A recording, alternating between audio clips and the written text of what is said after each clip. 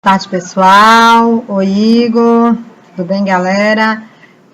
Parabenizar aí o LEM pela iniciativa. É muito legal, né, a gente poder manter interlocução, mesmo à distância, né? E compartilhar o que cada um anda fazendo e colaborar um com o outro para o crescimento, né, da pesquisa e da nossa produção intelectual. Então, tá. Esse artigo que eu vou apresentar, ele é resultado de uma pesquisa que eu realizei em Roraima, né, especificamente sobre a participação das Forças Armadas no acolhimento de solicitantes de refúgio no mês de setembro de 2018 e outubro de 2018, né? A etnografia, os fragmentos do que eu apresento da minha etnografia basicamente está restrito à cidade de Pacaraima, que fica na fronteira Brasil-Venezuela, e na capital Boa Vista. Então, o título do trabalho é Entre Acolher e Manter a Ordem, notas etnográficas sobre a gestão das Forças Armadas Brasileiras nos abrigos para solicitantes venezuelanos, né, solicitantes de refúgio venezuelanos, em Boa Vista. Para eu não me perder com pouco tempo que eu tenho para a apresentação, eu resolvi ler, né, me deter a ler fragmentos do texto para poder aproveitar esse tempo e tentar dar uma visão ampla do que eu trabalho, tá? Mas aí qualquer questão vocês podem compartilhar no debate e posteriormente eu posso estar respondendo. Então vamos lá. O presente artigo, né, oferece um levantamento preliminar sobre essa participação das Forças Armadas Brasileiras no acolhimento dos migrantes em Roraima. O contexto de fundo, todo mundo sabe, que é a crise política e econômica, né, da Venezuela, que vem acentuando um fluxo de deslocamento dessas pessoas para um outro país. E na perspectiva de controlar esses impactos no estado de Roraima, o governo federal acionou as Forças Armadas, né, repassando recursos para que fossem criadas estruturas temporárias de alojamento, alimentação e cuidados com a saúde para esses migrantes. Lembrando que, de acordo com as próprias representantes das Forças Armadas do Exército Brasileiro, é uma missão inédita, né, do ponto de vista dessa instituição, que nunca, apesar de ter atuado em missões de paz, nunca tinha trabalhado eminentemente no que eles chamam de uma missão humanitária.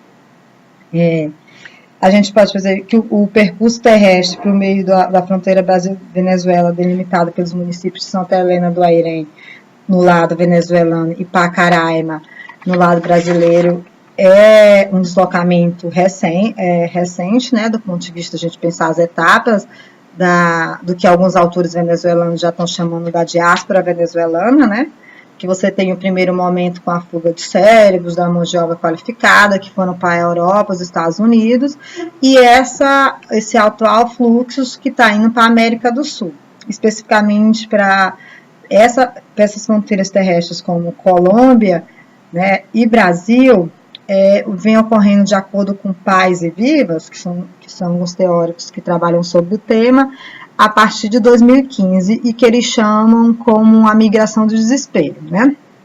Porque, de acordo com esses autores, a fuga da Venezuela passa a ser uma alternativa para as pessoas que não pensavam em sair do país, e em geral essas pessoas têm um outro perfil, que elas têm índices menores de educação e uma parcela mais pobre da população, geralmente viajando em contextos de maior insegurança e estabilidade financeira, né, sem recursos financeiros para chegar e se fixar no país de acolhimento. Eu sei que assim, ainda em comparação a outros dados de países que estão recebendo venezuelanos como Colômbia, que já recebeu mais de 1 milhão de venezuelanos nos últimos anos, o impacto de cerca desses 60 mil venezuelanos que estão em Boa Vista, eu acredito que ele não pode ser minimizado, né? Porque se a gente for pensar assim, o contexto de Boa Vista, a cidade, de acordo com o IBGE, estimado para 2018 foi 375 mil habitantes, né? Se a gente for calcular pelo percentual de venezuelanos, representa atualmente Boa Vista 15% da população da capital. Talvez, né, para antropólogos e outros pesquisadores, preocupados com grandes acontecimentos, o pequeno número de Roraima seja quase desprezível. Mas eu acho que a gente tem que deter no que o Apadurai fala, de não menosprezar os fenômenos minoritários, né? E eu, enquanto pesquisadora de Roraima, não posso deixar de frisar a profunda transformação que apresenta os venezuelanos vem produzindo em Boa Vista, né? Os impactos para quem vive em Boa Vista, pela presença dos venezuelanos na rua, seja o exército circulando com veículos camuflados e armamento pesado na cidade, né? E o próprio acionamento da xenofobia entre os brasileiros ainda são imensuráveis e não podem deixar de ser considerados.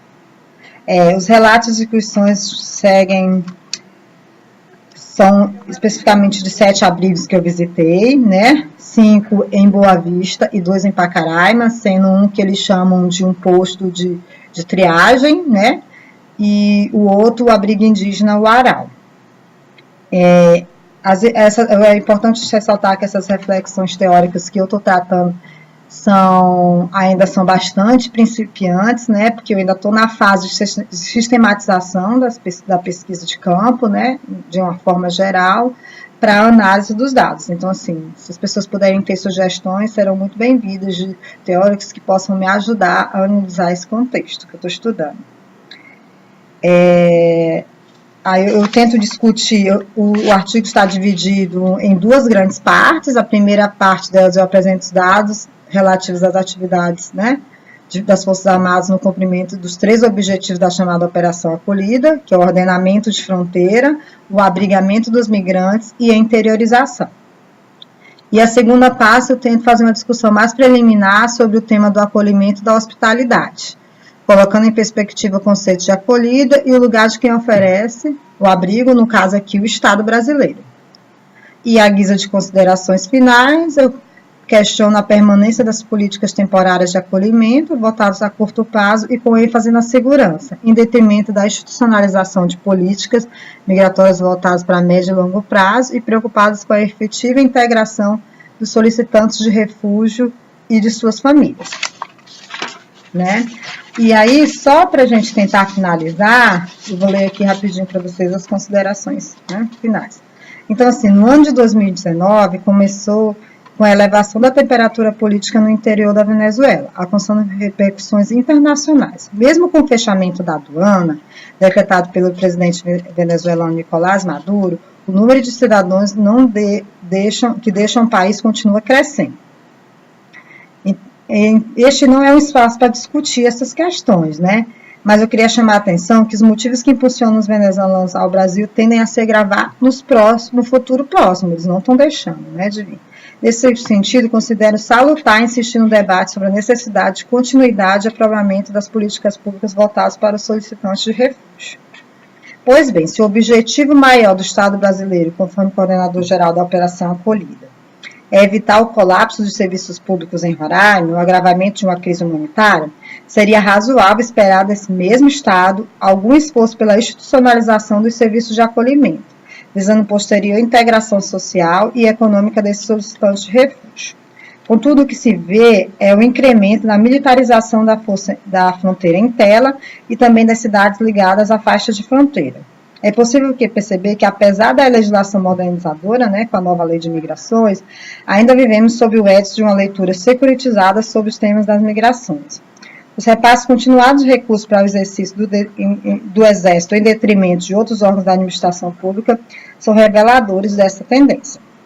As operações controle e acolhida, né, a controle, rapidamente, é aquela do combate a crimes ilícitos transfronteiriços. Elas não têm prazo pré-estabelecido para terminar. Os valores atualmente ultrapassam a casa de 200 milhões de reais, poderiam de fato incrementar considerável investimento em escolas, hospitais e outros serviços públicos de caráter universal que atendem a população presente no Estado, incluindo os migrantes solicitantes de refúgio. A utilização dos serviços públicos pelos venezuelanos, inclusive, é a mote principal de acionamento da xenofobia de cidadãos roraimenses, dada a percepção de que a massa de estrangeiros seria responsável pela falência dos serviços públicos. O discurso de uma missão eminentemente humanitária pelo Exército eclipsia a centralidade dadas às ações de securitização e controle fronteiriço. Nada ou pouco se tem feito em termos de ampliação de vagas para atendimentos ligados a políticas essenciais, tais como saúde e educação. Não há política de Estado voltada para soluções de médio e longo prazo no tocante às populações migrantes solicitantes de refúgio. Eu sei que essa afirmação não é válida só por causa dos venezuelanos, né? Mas para outros estudos, como de Ramiro, de Silva, de Pereira, né? De Almeida, enfim, entre outros. Por não existir uma política de Estado para o acolhimento, os recursos ficam destinados diretamente ao Exército, que executa suas ações por meio de instalações temporárias. O resultado é pouco envolvimento de outros agentes públicos ligados a prefeituras das cidades afetadas e ao governo do Estado, demonstrando dessa maneira pouca atenção do Estado brasileiro com a integração desses solicitantes de refúgio no país.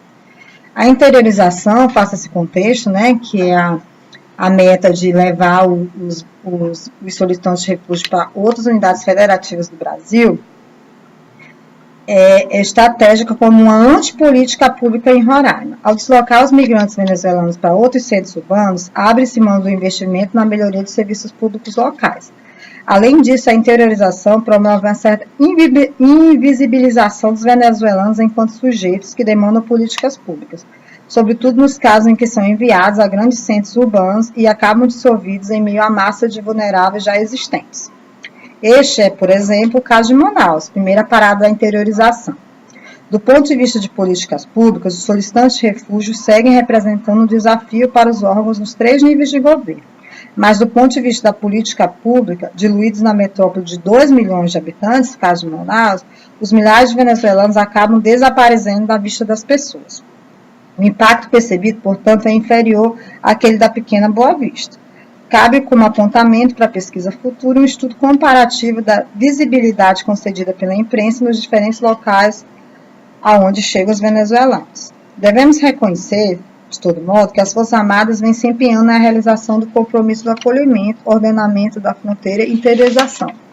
Mas, tendo em vista o próprio caráter da instituição, vê-se o ordenamento e o controle mantêm centralidade sobre os dois outros objetivos, digamos, humanitários.